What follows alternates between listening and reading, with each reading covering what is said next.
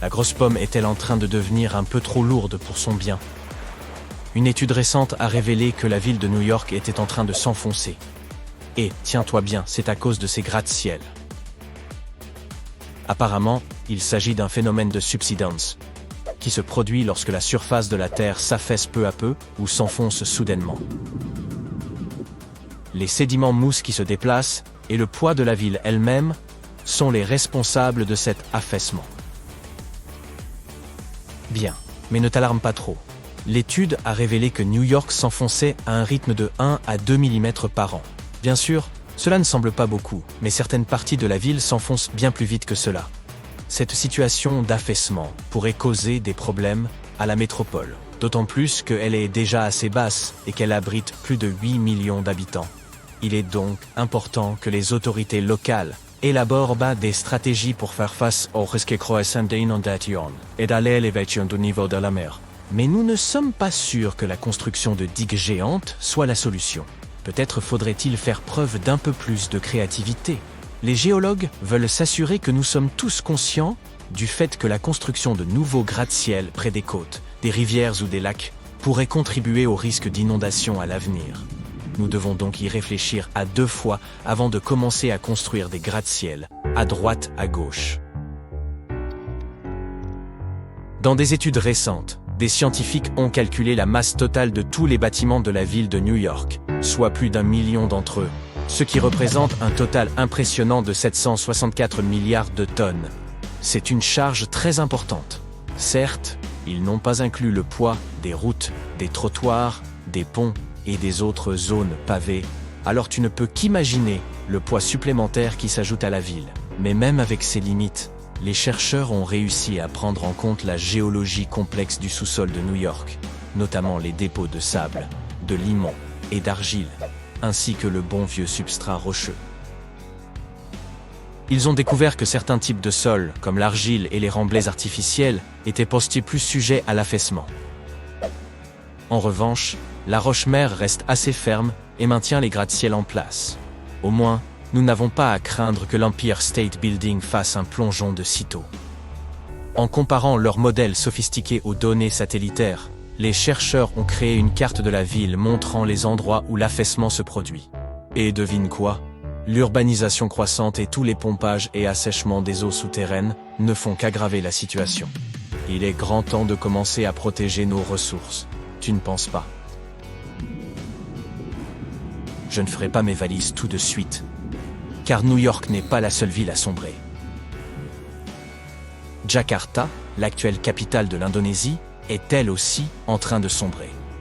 En fait, certaines parties de la ville pourraient être submergées d'ici à 2050. C'est un peu comme une nouvelle Atlantide. Plus de 30 millions d'habitants de Jakarta sont en train de décider s'ils devront déplacer la ville entière. S'il y a une ville dont on devrait s'inquiéter qu'elle coule, c'est bien Venise. Mais pourquoi est-elle si impatiente de plonger, nous diras-tu? Eh bien, laisse-nous t'apprendre la vérité. Venise a décidé de s'étendre sur une lagune marécageuse, avec des fondations souvent insuffisantes. Au fil du temps, le sol n'a plus tenu et s'est compacté comme de la guimauve.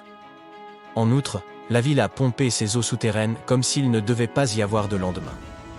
Et la cerise sur le gâteau, c'est que le niveau de la mer s'élève lentement. Et devine quoi? La facétieuse tectonique des plaques s'amuse à pousser la plaque adriatique sous les Apennines, ce qui donne à Venise une pression supplémentaire vers le bas. En outre, la ville a pompé ses eaux souterraines comme s'il ne devait pas y avoir de lendemain. Et la cerise sur le gâteau, c'est que le niveau de la mer s'élève lentement. Et devine quoi? La facétieuse tectonique des plaques s'amuse à pousser la plaque adriatique sous les Apennines, ce qui donne à Venise une pression supplémentaire vers le bas. Quelqu'un a eu la brillante idée d'arrêter le pompage des eaux souterraines, pensant ainsi mettre fin à toutes ces histories d'affaissement. Mais ne t'emballe pas trop. Une nouvelle étude a révélé que cet affaissement ne s'était pas complètement interrompu pour autant, mais qu'il avait simplement ralenti. Il s'avère que l'ensemble de la zone penche légèrement vers l'est, Venise étant perchée sur la partie la plus élevée. Tu dois te demander de combien Venise s'enfonce en un an, n'est-ce pas? Eh bien, prépare-toi à un choc. La ville s'enfonce également à un rythme d'1 à 2 mm par an, tout comme New York. À cette vitesse, au cours des 20 prochaines années, elle pourra être sponsor d'un design de centimètres sous le niveau de la mer. Pour éviter de se transformer en un véritable aquarium vénitien, les habitants érigent sans cesse de barrières spéciales pour empêcher l'eau de s'engouffrer dans la lagune. Mais prends ton mal en patience, car ce projet connaît plus de retard que prévu. Oh, et as-tu remarqué la charmante ambiance rétro de Venise? Ce n'est pas seulement parce qu'ils sont fans du look vintage. Les eaux salées ont exercé des ravages sur les bâtiments, car les niveaux d'eau ont constamment mis l'imperméabilisation d'origine à l'épreuve. À présent, l'eau s'est rapprochée des fondations et les rez-de-chaussée de nombreuses maisons ne sont plus assez sûrs pour être habités. Très bien, mais quand Venise plongera-t-elle finalement dans l'abîme? Difficile à dire avec certitude. La subsidence et la montée du niveau de la mer sont aussi lentes et imprévisibles qu'une tortue en plein marathon. Mais certains experts ont prévenu que si les choses continuaient ainsi, Venise pourrait faire le dos rond sous les vagues d'ici à 2100. N'aie nulle crainte toutefois.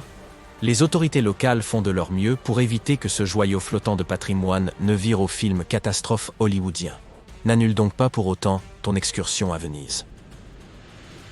La Nouvelle-Orléans connaît également une situation particulière en matière d'eau. Vois-tu, à l'origine, cette ville animée n'a été construite qu'à peine au-dessus du niveau de la mer. Et aujourd'hui, elle s'enfonce peu à peu. À l'époque où le quartier français commençait à se développer, les habitants ont dû se débrouiller avec ce qu'ils avaient. Ils ont trouvé le meilleur terrain possible, mais ils n'étaient qu'à quelques dizaines de mètres au-dessus du niveau de la mer. N'oublions pas que le reste de la ville est aussi plat qu'une crêpe, les zones autour du quartier français étant juste un peu plus basses. Même s'ils savaient qu'ils auraient à faire face à quelques inondations, les habitants de la Nouvelle-Orléans, pleins de ressources, ont fait de leur mieux pour élever leur maison au-dessus des terres inondables qu'ils avaient choisies comme lieu de résidence. Et ce n'est pas tout. Le sol de la Nouvelle-Orléans est aussi instable qu'une assiette de flan. Les architectes ont dû s'en tenir à des constructions trapues, car ils craignaient que le sol ne puisse supporter le poids de structures plus élevées. Ils ont préféré jouer la carte de la sécurité en s'en tenant à 2 étages, ou 2 étages c'est demi. C'est là que les choses deviennent intéressantes. La ville a installé un système de drainage sophistiqué dans les années 1900, pensant qu'il résoudrait ses problèmes d'eau. Bien qu'il ait été utile pour les marécages, il a aspiré par inadvertance la vie du sous-sol. Et oui, celui-ci s'est donc retrouvé à sec, dépourvu de suffisamment d'eau et de sédiments pour le maintenir stable. En conséquence, ces anciens marais se sont précipités dans la brèche, comme s'il s'était agi de concours de sable mouvant. Dans les années 1930, la situation s'est encore aggravée. Un tiers de la ville se trouvait sous le niveau de la mer, et, au moment de l'ouragan Katrina, ce chiffre est passé à environ 50%. Et ça ne s'est pas arrêté là. Le niveau de la mer a décidé de se joindre à la fête, en gonflant plus vite qu'un ballon de baudruche. Désormais, non seulement la Nouvelle-Orléans s'enfonce, mais la région environnante se trouve également à différents degrés sous le niveau de la mer. Que pouvons-nous faire face à l'affaissement des villes? Nous pourrions par exemple gérer un peu mieux notre consommation d'eau. Nous ne pouvons pas continuer à aspirer les eaux souterraines de la terre comme si de rien n'était. Il nous faut trouver de nouveaux moyens d'étancher la soif de nos centres urbains. Pense-y. Nous pourrions purifier les eaux de surface, ou même transformer l'eau de mer salée en une solution propre à la consommation. Bien entendu, nous aurons besoin d'une grande quantité d'énergie pour que tout cela fonctionne. Et tant qu'on parle de gestion urbaine de l'eau, laisse-nous te parler d'une ville au Danemark appelée Nai. Ses habitants ont tout compris. Ils récupèrent l'eau de pluie et l'utilisent pour alimenter leurs toilettes et leurs machines à laver. Quelle ingéniosité! Voilà ce que j'appelle un éclair de génie.